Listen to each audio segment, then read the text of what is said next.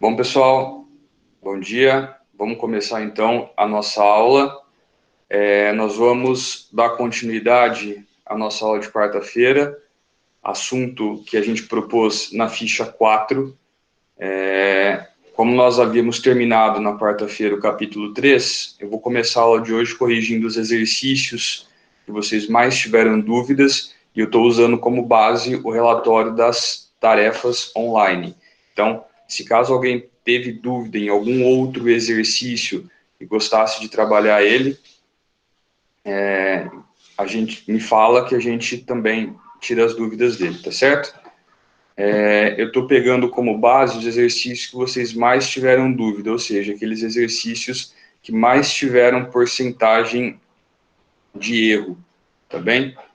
Os outros exercícios também tiveram erros, mas foram poucos, por isso que eu estou falando. Se alguém quiser trabalhar algum dos outros exercícios, me fala, porque eu vou focar nos exercícios que mais causaram dúvidas, tá certo?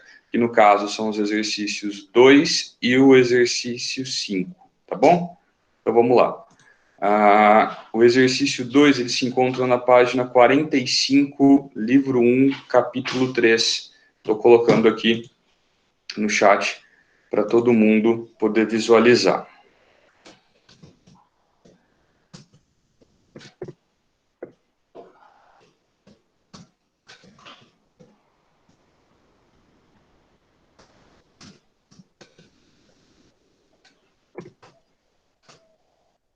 Bom, vamos lá então. Vou espelhar a tela com vocês. A partir do momento que eu espelhar, eu vou pedir que as dúvidas que vocês tiverem, que vocês mandem por áudio, por gentileza, tá bom? Para ficar mais fácil e mais dinâmica a nossa aula.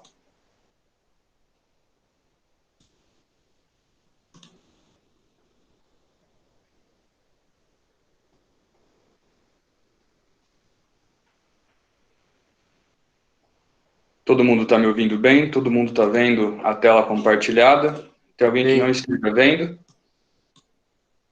Dá para ver de boa. Tudo certo? Tudo tranquilo? Sim? Então, ótimo. Vamos começar então. Exercício número 2. Lá na página 45. Considere as afirmações a seguir em relação à Guerra dos Mascates. O que a gente pode falar sobre a Guerra dos Mascates antes que a gente comece a desenvolver o exercício? Fala para mim. O que vocês lembram desse conflito?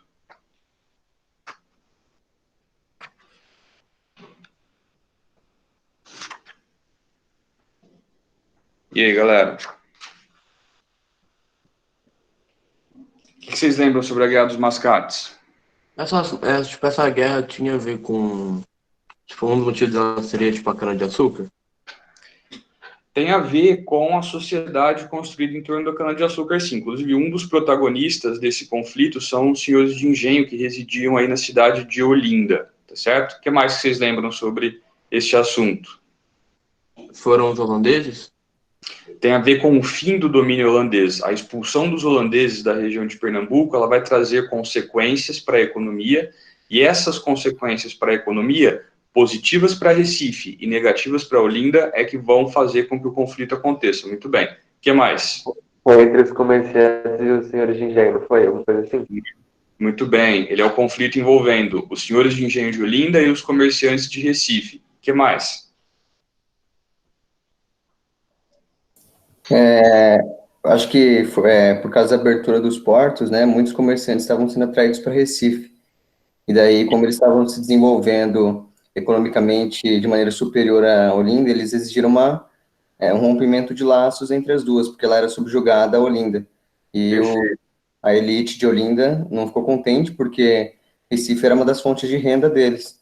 Só que Portugal aderiu, Olinda se revoltou, enviou tropas, enviou pessoal lá e começou uma guerra. Só que daí acabou que deu para Recife. Muito bem, André. Exatamente isso. A economia açucareira estava em decadência por conta da concorrência com a Holanda. A atividade comercial em Recife estava em ascensão.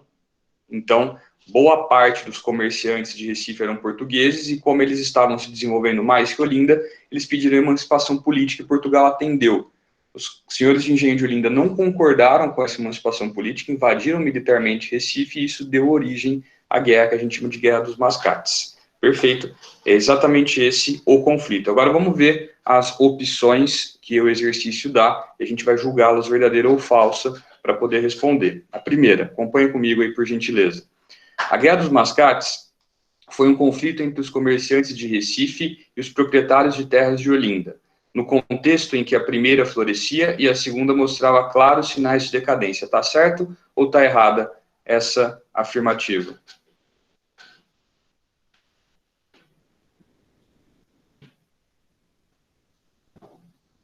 E aí, galera? João, perdão, que questão que é?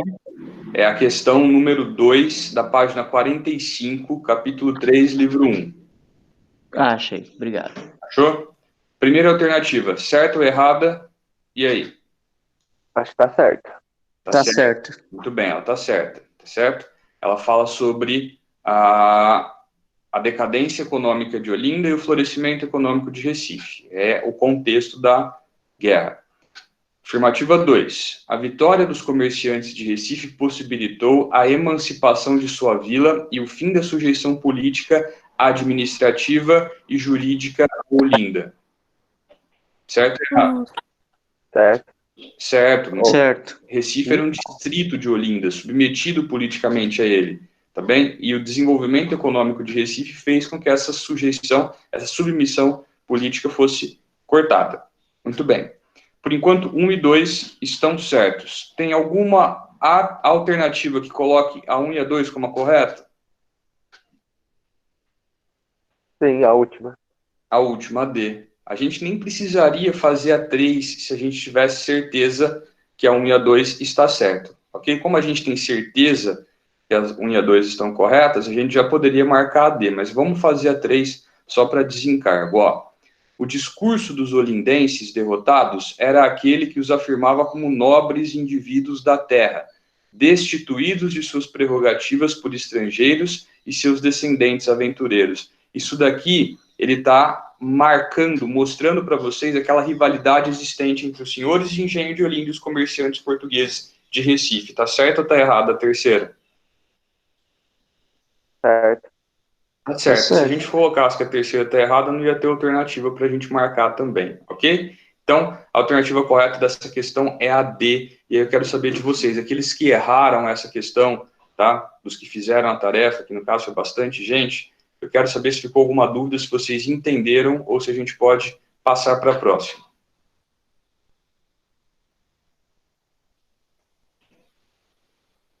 Vou passar. Tudo certo? Tudo tranquilo? Bom, Sim. está tudo certo, vamos para a próxima, então. Próxima questão é a questão número 5, página 46, também aí no livro 1 de vocês, ok? Em 1798, surge na Bahia um movimento rebelde conhecido como Conjuração Baiana ou Revolta dos Alfaiates, que contou com a participação de pessoas das camadas sociais mais humildes. Sobre a Conjuração Baiana, o que a gente pode falar? O que foi a Conjuração Baiana, pessoal? Fala para mim antes da gente ler as alternativas, por favor.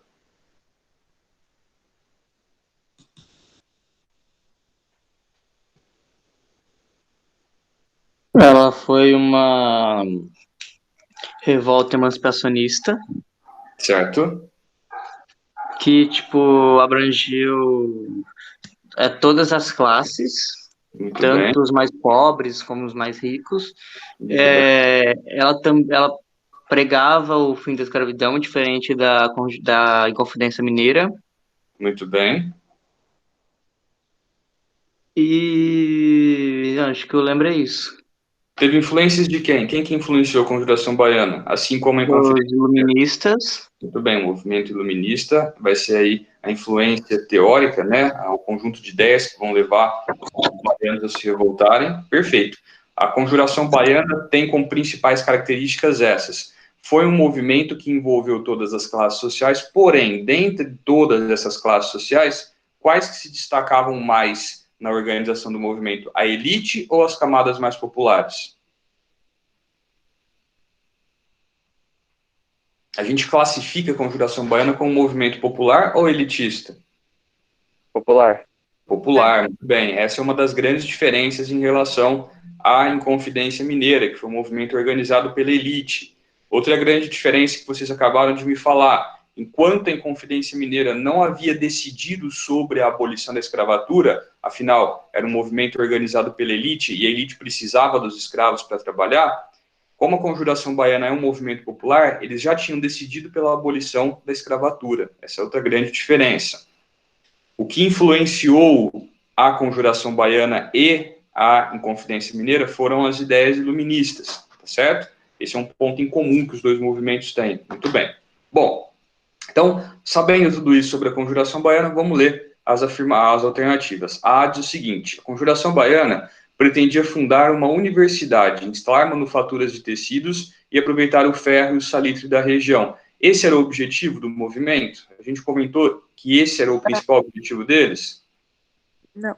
Não. Bem, igual vocês me falaram, a Conjuração Baiana é um movimento emancipacionista. Qual que era o objetivo deles? Se era um movimento emancipacionista, o objetivo era? Se separar de Portugal. Muito bem, se emancipar politicamente, se separar de Portugal. Perfeito. Alternativa B.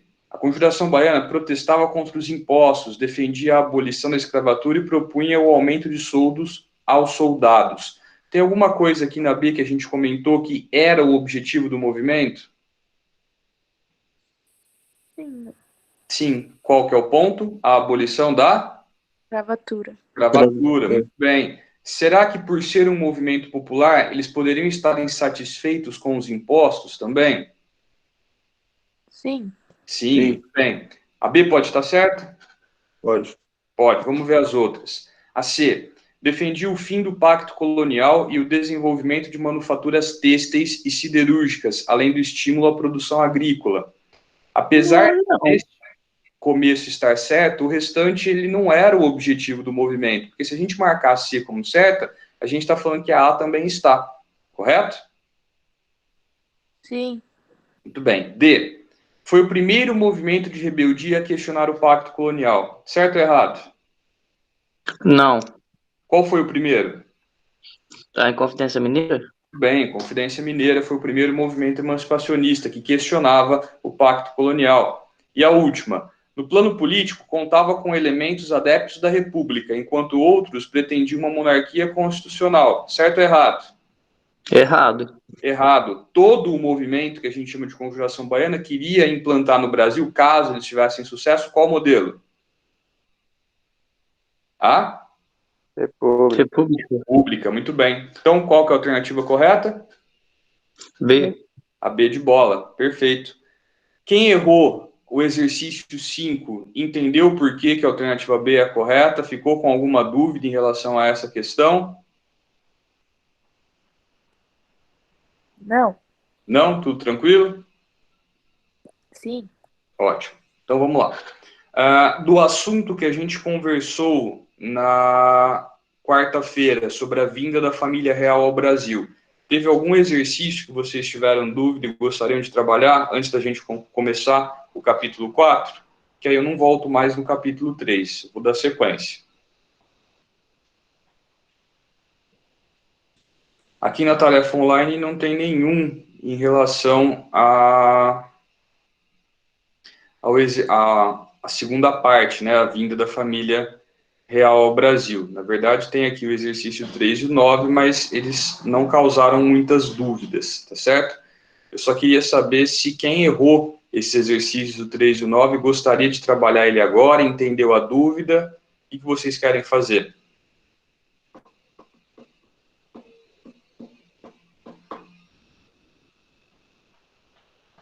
Galera? Acho que Tá tá suave, tranquilo, João. Tá tranquilo? De verdade? Sim? Sim, tá suave. Então tá. Bom, se não tem mais nenhuma dúvida em relação aos assuntos, tá certo? Eu vou então dar sequência a começar aqui o capítulo 3, o capítulo 4, desculpa, e aí a gente vai entrar num assunto novo.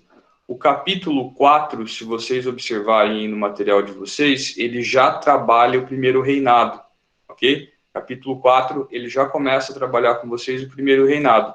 Essa primeira parte que a gente vai trabalhar, que vai até a página 51, na verdade, são os antecedentes da proclamação da independência, ok? A independência é o que dá início ao primeiro reinado. Então, apesar do capítulo 4 estar intitulado Primeiro Reinado, o comecinho dele, que são essas 4 primeiras páginas, elas vão trabalhar com vocês os antecedentes, o que aconteceu no Brasil e que deu origem ou levou até a independência e o início do primeiro reinado, ok? Então, eu vou abrir aqui os slides com vocês e vou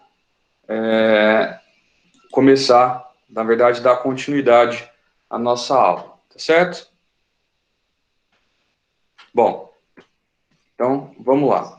Dando sequência ao nosso assunto, nós vamos trabalhar agora a emancipação política do Brasil. O que aconteceu no Brasil que levou até a independência política do nosso país, tá certo? Só para retomar um pouquinho a nossa aula de quarta-feira, na aula de quarta-feira a gente estava trabalhando a Revolução Liberal do Porto, a volta de Dom João VI a Portugal e a regência de Dom Pedro I, como vocês podem observar aqui, tá, nos assuntos anteriores, nos tópicos anteriores dos slides. Fala para mim se vocês têm alguma dúvida no assunto da aula de quarta-feira. Fala para mim se vocês gostariam de retomar algum ponto, se vocês ficaram com alguma dúvida, se a gente pode seguir a partir daí. Acho que pode seguir, meu. Pode seguir. Todo mundo? Ninguém tem nenhuma dúvida? Eu tô de boa. Então tá. Então vamos dar sequência, galera. Emancipação política. Quais foram os antecedentes? Lembrando que a gente vai trabalhar em todo o assunto, a gente trabalha os antecedentes e depois nós desenvolvemos as características do contexto que a gente está estudando. Quais foram os antecedentes da emancipação política brasileira? O primeiro desses antecedentes foi a formação do Partido Brasileiro, tá bem? O que era esse Partido Brasileiro? Ele era um grupo composto pela elite rural. Quem que era a elite rural? Os grandes senhores de engenho, tá bem?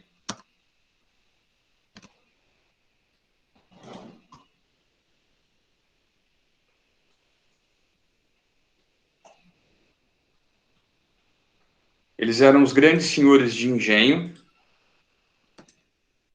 Além dos senhores de engenho, também existiam os burocratas. Burocratas são aquelas pessoas que trabalham em departamentos públicos, tá? Ligados ao Estado. Burocrata vem de burocracia, tá bem? Comerciantes brasileiros e, olha só, alguns comerciantes portugueses que eram contrários à recolonização do Brasil. Então, nesse Partido Brasileiro, você tinha tanto brasileiros como portugueses contrários à recolonização. Lembrando, o que era a recolonização do Brasil? Portugal era contrária à elevação do Brasil à categoria de Reino Unido. Os portugueses não queriam que o Brasil fosse um Reino Unido e não queriam que o Brasil deixasse, então, de ser uma colônia. Por que eles não queriam isso? Se o Brasil deixasse de ser uma colônia, os comerciantes portugueses, Portugal perderia todos os benefícios que eles tinham com o comércio com o Brasil, todas as vantagens que eles tinham.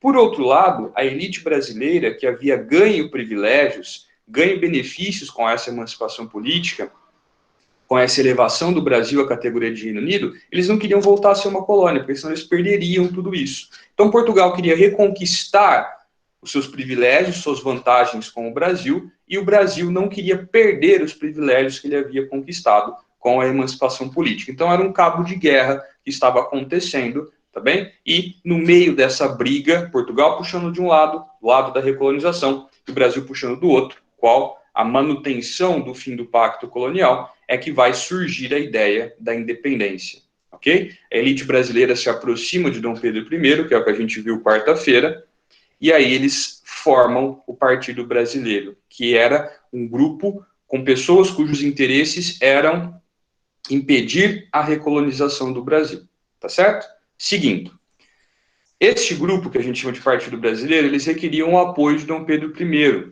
tá certo? Por que a elite que iria conduzir o processo de independência brasileiro? Vocês conseguem pensar em algum motivo para que eles estivessem tão preocupados assim em estar à frente do nosso processo de independência? Para cancelar o Pacto Colonial? O Pacto Colonial já havia sido cancelado. Por que a elite brasileira ela estava tão interessada em conduzir a independência do Brasil? Para, tipo, eles terem a liberdade de comércio, ou isso tem a ver com o Pacto Colonial também?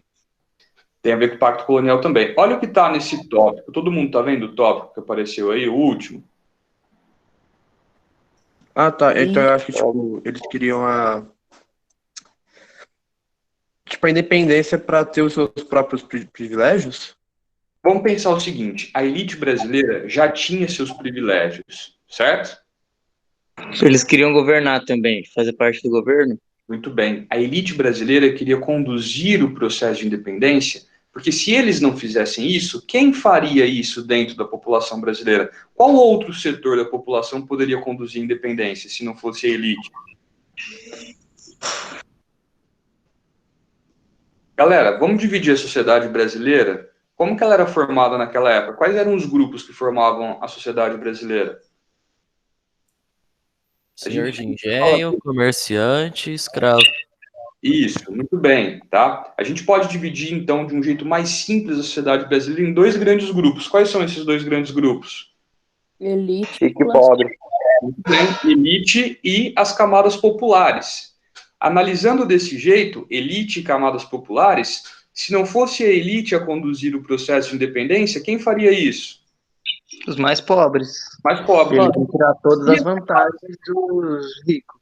Perfeito. Se as camadas populares assumissem o poder, conduzissem o processo de emancipação política, o que ia acontecer com os privilégios que as elites tinham no Brasil? Ia acabar. Iriam acabar, e era exatamente isso que a elite brasileira não queria que acontecesse. Ou seja, a elite pensava da seguinte forma: eu vou fazer o processo de independência do Brasil acontecer, eu vou conduzir a emancipação política, vou assumir o poder desse novo país independente e vou manter os meus privilégios. Para isso, eles iriam excluir a população da participação nesse processo de independência e a população ia continuar renegada, ia continuar jogada para escanteio. Tudo bem até aqui? Vocês conseguiram entender? Mas quais eram os privilégios deles? Muito bem. Quais eram os privilégios que a elite brasileira tinha? Primeiro deles, qual que vocês conseguem identificar? Quem que participava O apoio da população? Oi? O apoio da população? Poder de legislar? Muito bem, eles que participavam da política, eram eles que formavam as câmaras municipais, eles eram chamados homens bons, eles eram os únicos que tinham direito de votar, tá certo? Dentro dessas câmaras municipais. Eles tinham prestígio social, porque eles tinham dinheiro e poder, tá certo? Tudo isso eram privilégios que eles tinham, que eles perderiam caso a população assumisse o controle político do Brasil. Tudo bem? Galera, beleza? Seguindo. As cortes portuguesas, estão lembrados das cortes portuguesas que a gente viu quarta-feira, que era uma espécie de parlamento que foi criado em Portugal? Sim. Sim? Muito bem. As cortes portuguesas, quando elas conseguiram trazer Dom João VI de volta para Portugal, elas passam a exigir também a volta de Dom Pedro I. Por que eles queriam que Dom Pedro I voltasse a Portugal? Porque Dom Pedro I era o herdeiro do trono português. Ou seja, se Dom João VI morresse, quem que assumiria o trono de Portugal? Não, parente? Dom Pedro I. Só que Dom Pedro I estava onde? Ah, Brasil. Brasil. No Brasil. Ele conseguiria ser o rei de Portugal aqui do Brasil? Não. Não. Então eles começaram a exigir que Dom Pedro I voltasse. E aí vai acontecer um evento muito marcante no processo de independência do Brasil, que é o famoso Dia do Fico. Dom Pedro I, nessa ocasião, ele sinaliza que ele estava inclinado a atender aos interesses das elites brasileiras. Qual que era o interesse das elites brasileiras? Que Dom Pedro I fizesse o quê? Independência. A independência, Tá. tudo bem. Então, nesse dia, no dia do fico, Dom Pedro I mostra que ele estava inclinado a atender esse interesse das elites brasileiras, ou seja, o interesse em conduzir a emancipação política do Brasil, tá bem? E estava se afastando ao mesmo tempo de Portugal. Por quê? Quando as cortes portuguesas determinam que Dom Pedro I voltasse a Portugal, Dom Pedro I ele vai então proferir esta frase que está entre aspas para vocês aqui, ó, no último tópico que apareceu. Se é para o bem de todos, felicidade geral da nação, estou pronto, diga ao povo que fico. Quando ele diz essa frase, que ele envia, obviamente, de maneira escrita, a Portugal, às cortes portuguesas, acontece o que a gente chama de dia do fico, ou seja, ele mostra às elites que ele estava inclinado a atender os interesses delas, os interesses de emancipação política, e mostra a Portugal que ele não estava interessado em voltar, ou seja, em atender aquilo que as cortes portuguesas queriam. Entendam vocês que essa postura do Dom Pedro I vai trazer consequências para ele, tá? Essas consequências, elas vão afetar tanto o direito que ele tinha de assumir o trono de Portugal, quanto o governo dele aqui no Brasil depois da independência, tá? Esse dia do fico, essa postura de Dom Pedro, ela vai trazer consequências sérias para ele, tá bem? Só que a gente vai trabalhar isso lá na frente, não vamos nos atropelar. Bom. Ô, João. Pode falar, um de cada vez. Fala aí, mano. Ele pode ser chamado de, entre aspas, um traidor? Ó, vamos colocar da seguinte forma, tá? Quando o Dom João VI volta para Portugal e deixa o Dom Pedro aqui no Brasil, ele já tinha esse plano. Dom João VI já tinha entendido que tudo o que aconteceu com Portugal e com o Brasil nos anos anteriores, a vinda da corte portuguesa, a elevação do Brasil à categoria de Reino Unido, tudo isso já iria conduzir o Brasil à independência. O que Dom João VI pensou? Bom, se o Brasil vai ficar independente de qualquer jeito, então que este processo de independência seja conduzido por alguém ligado à monarquia portuguesa. Ou seja, não vamos deixar que o povo brasileiro conduza a independência, porque se isso acontecer, os laços políticos e econômicos entre o Brasil e Portugal vão ser completamente cortados. Se Dom Pedro, que era filho do rei de Portugal e herdeiro do trono português, conduzisse a independência, mesmo que no papel Brasil e Portugal fossem politicamente independentes, na prática ainda haveria um laço entre os dois países, tá? Então vamos colocar que Dom João VI, ele sabia que isso ia acontecer e deixou Dom Pedro I aqui com este propósito de conduzir a independência do Brasil. Respondido? Ficou claro? Ficou. Beleza? Que isso? Fala aí, Caio, qual é a sua dúvida? O governo lá em Portugal, ele tava com o João VI, né? Aí, tipo, ele foi morrer, né? Morreu depois de muito tempo ou ele morreu mais ou menos nessa época aí? Foi mais ou menos nessa época. Pouco tempo depois que ele volta para Portugal, tá? Vou falar em poucos anos depois que tudo isso acontece, Dom João VI morre, e aí que eu falei que entre os problemas ou as consequências do dia do fico, tá bem? Para o Dom Pedro I. Quando Dom João VI morre, Dom Pedro I era o herdeiro do trono português, certo? Sim. Só que ele estava aqui no Brasil ainda, ele não tinha voltado para Portugal.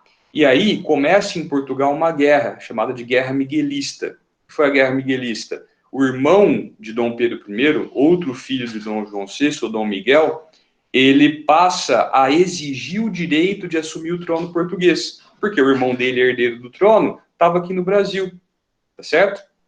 E aí havia uma correspondência política, tá? As cortes portuguesas começaram a sinalizar o apoio a Dom Miguel, então retirar o direito de Dom Pedro I de assumir o trono português. Quando isso acontece, Dom Pedro, ele inicia lá em Portugal uma guerra pela sucessão do trono, chamada de Guerra Miguelista. Na verdade, essa guerra é iniciada pelo Dom Miguel, né? Vamos deixar claro, e Dom Pedro I responde. Ao invés de ele ceder ao direito de assumir o trono português, ele começa a brigar com o irmão pelo direito de ser o rei de Portugal. Só que aí fica aquele impasse. Ele já era imperador do Brasil e estava brigando para ser o rei de Portugal. Aqui no Brasil, isso vai gerar duas consequências.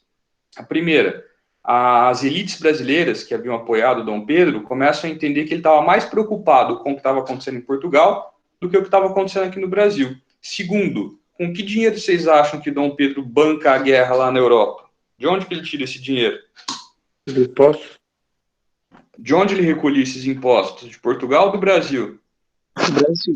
Do Brasil, muito bem. Então isso começa a gerar aí um desconforto, né, aqui no Brasil, porque bom, ele está gastando dinheiro do Brasil para pagar uma guerra lá na Europa, ele já é o imperador do Brasil, mas está brigando para ser o rei de Portugal. Tudo isso, somado a outros fatores que a gente vai ver semana que vem na ficha 5, vão fazer com que a popularidade de Dom Pedro I despenque, tá? Que ela cai, ele perde o apoio de todos os setores da sociedade, e aí ele vai, então, finalmente voltar para Portugal para ser o rei. Quando ele volta para Portugal, pouco tempo depois, ele morre também, certo?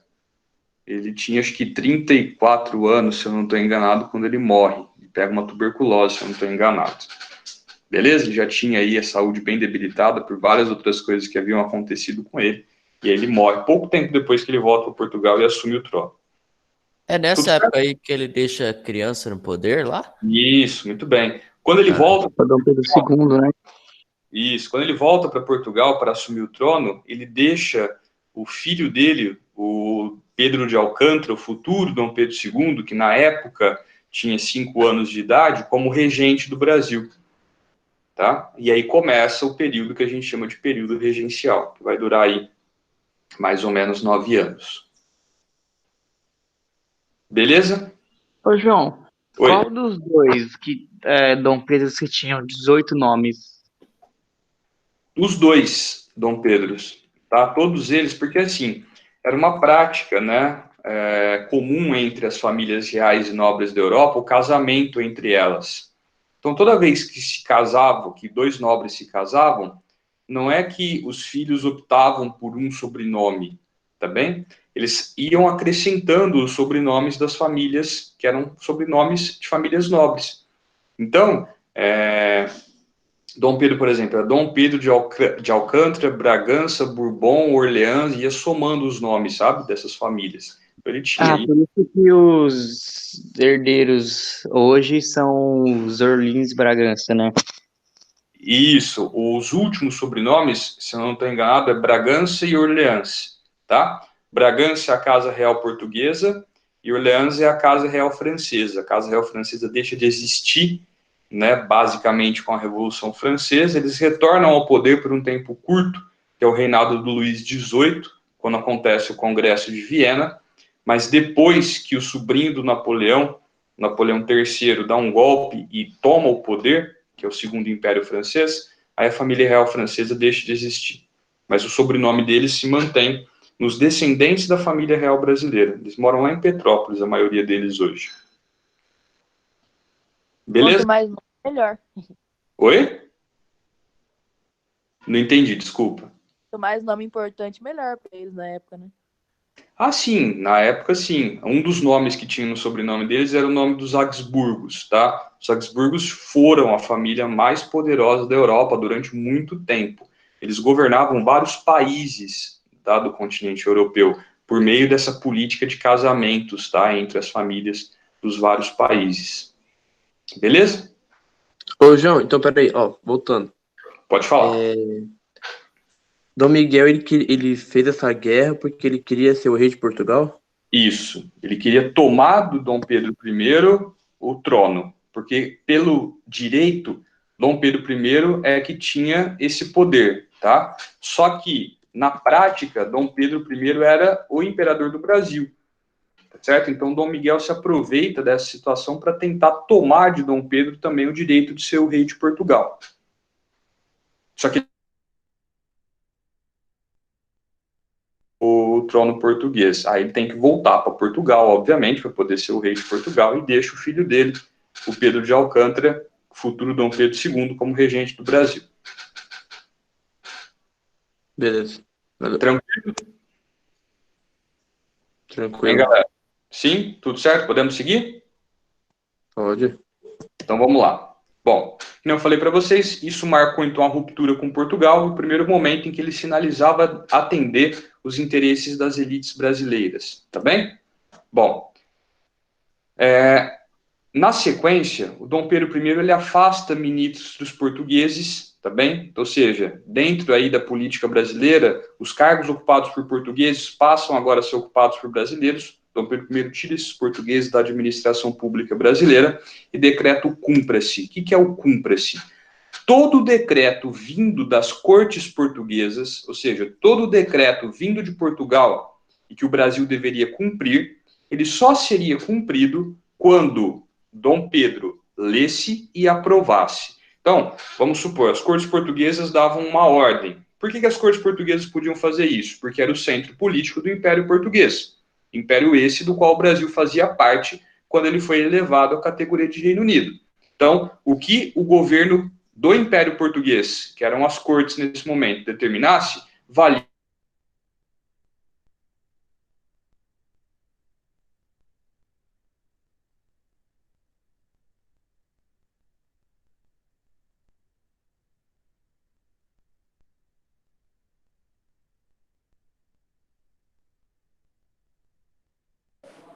João Vitor?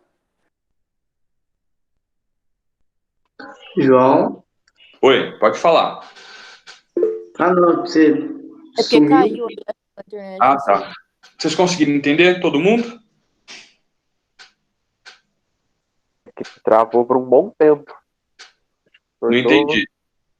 Travou por um bom tempo até. Travou por um bom tempo? Vocês estão me ouvindo agora? Agora estamos. Agora sim. Qual foi a última parte que vocês ouviram? Um pouquinho depois do cumpra-se. Tá, então eu vou falar de novo o cumpra-se, tá? Vamos lá então, ó. O que foi o cumpra-se? O cumpra-se foi uma lei, vamos colocar assim, que Dom Pedro I passou no Brasil, tá? O que era o cumpra-se? Todo decreto que as cortes portuguesas, por que as cortes portuguesas? Porque elas eram o centro da política do Império Português. Então, todo decreto que essas cortes mandassem, esse decreto deveria ser cumprido por todo o Império Português, o que inclui o Brasil, afinal o Brasil era Reino Unido ou Portugal, deveria passar, antes de ser executado, nas mãos do Dom Pedro I. Então, as cortes portuguesas decretavam algo. Esse algo, quando chegava no Brasil, só seria cumprido se Dom Pedro I aprovasse. Esse foi o cumpra-se. Conseguiram entender? Aham. Todo mundo? Sim. Beleza, vamos lá. Seguindo então. Quando Dom Pedro decreta o cumpra-se, Portugal ameaça de invadir militarmente o Brasil. Mesmo jeito que os ingleses fizeram nas 13 colônias da América do Norte, seria feito aqui no Brasil. Eles mandariam destacamentos militares e ocupariam o território brasileiro. Isso daria origem e início a uma guerra. Diante dessa ameaça de invasão, Dom Pedro I não paga para ver, ou seja, ele não quer esperar para ver qual vai ser o próximo movimento das cortes portuguesas, e então ele declara a independência do Brasil no dia 7 de setembro de 1822. Tá bem? Desse dia até hoje, o Brasil passa a ser politicamente independente de Portugal, pelo menos na teoria. Ok? Bom. Esse dia foi louco. Oi? Esse dia foi louco. Eu acredito que foi, tá? Porque muito do que a gente sabe sobre a proclamação da independência não está bem claro, né? Dom Pedro I proclamou, deu o grito da independência, né? O famoso independência ou morte, nas margens do Riacho Ipiranga, lá em São Paulo, perto, dentro de São Paulo hoje, na época perto da cidade de São Paulo, que não era tão grande. Estava voltando de uma viagem a Santos, tá? Para quem não sabe, Dom Pedro tinha uma amante em Santos, a Marquesa de Santos, né? Ele voltava com a sua comitiva de lá e eles não estavam montados em cavalos, como mostra aquele quadro do Pedro Américo, que eu vou colocar para vocês aqui, ó. Estão vendo? Ele não foi desse jeito, tá certo? Eles estavam montados em mulas, que são animais menores, e eram usados para descer e subir a serra. O cavalo não tinha essa condição porque ele é um animal maior, tá bem? E aí, então, no meio desse caminho, dizem as más línguas que ele estava com desinteria, então vocês imaginam que ele parou ali no rio para fazer, vocês sabem o quê, e aí nesse momento aí ele vai proclamar a independência do Brasil, independência ou morte. Por quê? Não foi do nada. Oi? 10 pessoas sabiam, só quem trabalhava com ele sabia, o resto tava ali, falei, oxe, o que esse cara tá fazendo? Exatamente, tá? Inclusive, A se você... história da independência do Brasil tá cada dia mais vergonhosa. Pois é, né? Às vezes dá vontade de dar um reset, né? Dá. Perguntar por que ele foi fazer isso. Mas, enfim, aproveitando isso que vocês falaram, se vocês olharem aqui no canto do quadro, ó, tem uma figura, vocês estão vendo? Sim, Sim, uma pessoa com as roupas aí toda esfarrapada e olhando meio que surpreso para o que está acontecendo, tá? Essa figura, ela mostra a característica principal da independência do Brasil, que eu coloquei para vocês aqui em cima, ó.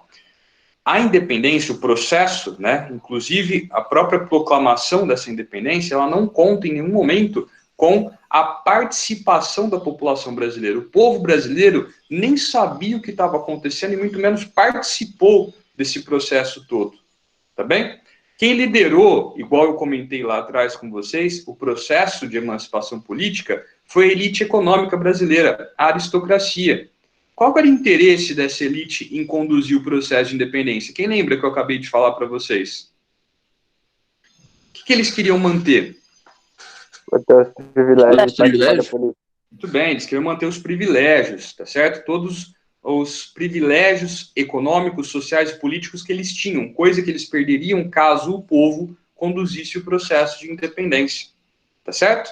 E, para fechar, a independência do Brasil, ela marca a conclusão da crise do sistema colonial. Lembra que lá no comecinho do capítulo 3, a gente começou a trabalhar a crise do sistema colonial junto com as revoltas, as nativistas e as emancipacionistas?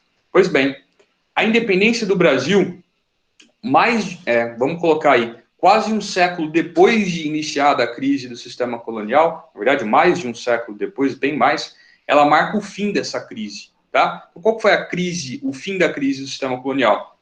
Quando o Brasil finalmente deixa de estar ligado politicamente a Portugal.